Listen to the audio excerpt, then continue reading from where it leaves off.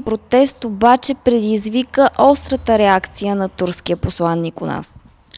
Това е вярно и ако ми позволите, аз бих искал да направя едно обръщение както към него, така и към министър-председателя на България, господин Бойко Борисов. Може би трябва да го кажа в очите, защото истината се казва в очите. Първо бих искал да се обърна към посланника на Турция, както и да му беше името, за мен не е важно, защото аз лично съдя хората по делата им, а не по техните имена. Не особено уважаем господин посланник. Аз съм един от хората, от чието присъствие вие се почувствахте така притеснен. От това, че едни хора дойдоха в скръбта си, абсолютно наивно, вярвайки, че ще получат вашата съпричастност и вашето съдействие. Искам само да ви кажа, че докато вие продължавате да си играете на политически популизъм и с медиите, вашите сънародници ни избиват. Избиват нас, избиват нашите приятели, нашите роднини, избиват нас българите. Не знам как е прието да се действа във вашата държава в такива ситуации, но тук ние подобно отношение не търпим. Крайно време е да кажете на вашите сънародници, че България не е място за сафари, където могат да минат и да си отнесат поредния трофей.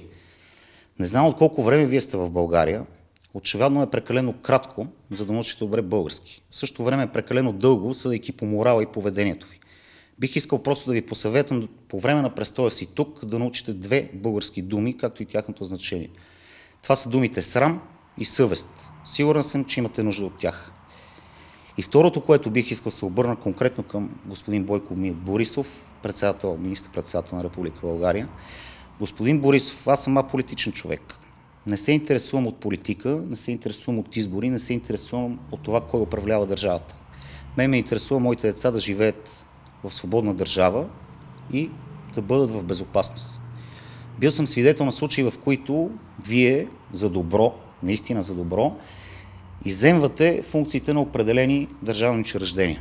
Аз лично ви призовавам също да дойдете при нас, пред Съдебната палата, да бъдете съпричастен, да си съберете вересиите, извинявам се за израза, да потърсите отговорност на тези съдии, които безобразничат и се подиграват със смъртта на българите.